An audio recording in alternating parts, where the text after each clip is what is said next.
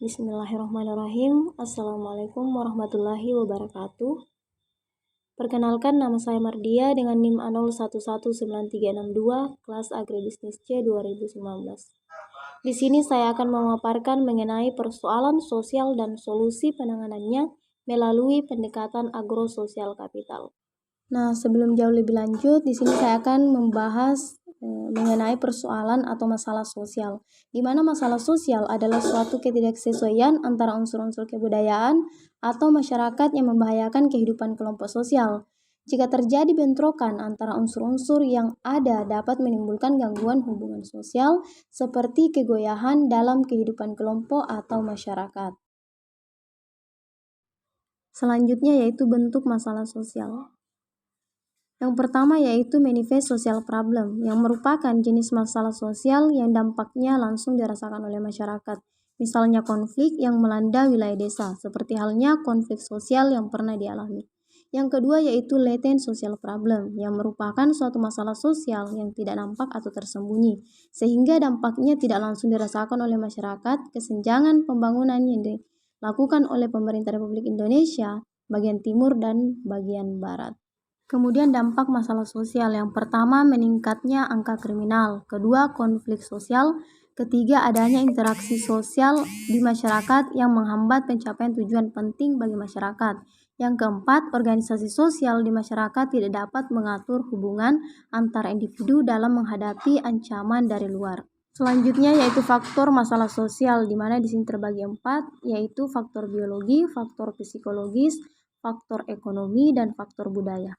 Adapun penjelasan dari berbagai faktor, yang pertama yaitu faktor biologi, di mana faktor biologi merupakan penyebab masalah yang berkaitan dengan gangguan fisik seperti penyakit dan gangguan kesehatan. Yang kedua yaitu faktor psikologis, di mana faktor psikologis adalah penyebab masalah sosial yang berkaitan dengan gangguan kejiwaan seseorang. Ketiga yaitu faktor ekonomi, di mana faktor ekonomi merupakan penyebab masalah sosial yang berkaitan dengan pendapatan, kekayaan, dan upaya pemenuhan kebutuhan hidup. Selanjutnya yang keempat yaitu faktor budaya, di mana faktor budaya menunjukkan latar belakang terjadinya masalah sosial berkaitan unsur-unsur nilai dan norma sosial seperti adat istiadat dan kebiasaan. Nah, kemudian kita masuk pada contoh masalah sosial dan cara mengatasinya. Yang pertama yaitu kemiskinan. Kemiskinan merupakan salah satu bentuk masalah sosial yang ada di Indonesia yang sudah menjadi tradisi dari tahun ke tahun. Kemiskinan ini akan memberikan efek yang tidak bermanfaat karena masyarakat miskin bukan hanya pada fisiknya bisa terancam, tetapi juga akan menjadi beban bagi negara. Cara mengatasi kemiskinan perlu adanya keselarasan antara pemerintah dan masyarakat untuk sama-sama mengatasi permasalahan kemiskinan berbagai kebijakan pemerintah.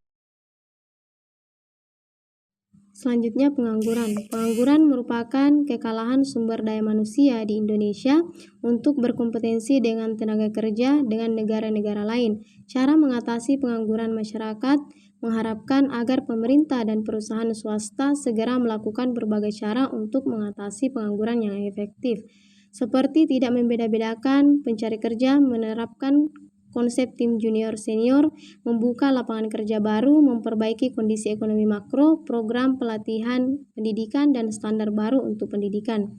Selanjutnya kejayaan hukum. Kejayaan hukum merupakan adanya negara ketidak berjalannya hukum di Indonesia dengan pandangan hukum tajam ke bawah dibandingkan dengan pandangan hukum tajam ke atas. Cara mengatasi kesenjangan hukum, penegak hukum harus bertindak untuk mengatasi ketimpangan. Jika hukum tidak berbuat apa-apa, maka struktur ketidakadilan masyarakat akan terus bertahan. Selanjutnya yaitu korupsi. Korupsi merupakan korupsi yang menggunakan jabatan dengan memperkaya dirinya sendiri. Masalah ini pun begitu pelik dialami di wilayah Indonesia. Bahkan saat ini, masyarakat seringkali dihadapkan dengan pejabat yang menggunakan kekayaannya hanya untuk keperluan pribadi. Cara mengatasi korupsi ini menanamkan rasa tanggung jawab kepada masyarakat Indonesia, membentuk aturan hukum yang kuat dan tegas, memberikan anti korupsi sejak dini sampai masa yang akan datang, melakukan penyampaian pendidikan moral dan pendekatan diri dari sang religius. Kemudian, masalah pendidikan yang rendah. Pendidikan rendah merupakan salah satu masalah yang sering terjadi di wilayah Indonesia yang berhubungan erat dengan kemampuan masyarakat kita dengan kualitas yang diberikan. Demikian pula dengan adanya pendidikan rendah, masyarakat juga tidak bisa bersaing dengan tenaga kerja di luar negeri.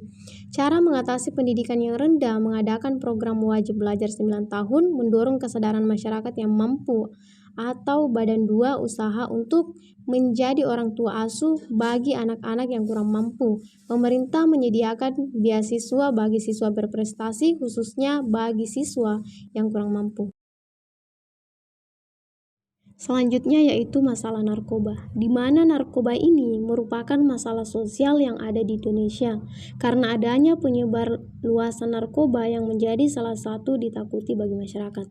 Cara mengatasi kecenderungan narkoba harus dilakukan pemeriksaan detoksifikasi, stabilisasi, pengelolaan, atasi dengan layanan rehabilitasi, BNN, rehabilitasi medis, rehabilitasi sosial, kegiatan kerohanian, peningkatan dan kemampuan. Baik, itulah tadi hasil pemaparan yang dapat saya jelaskan. Kurang lebihnya mohon dimaafkan. Akhir kata, hiduplah kamu seakan kamu mati besok, dan belajarlah kamu seakan kamu hidup untuk selamanya. Terima kasih. Billahi taufiq wal hidayah. Assalamualaikum warahmatullahi wabarakatuh.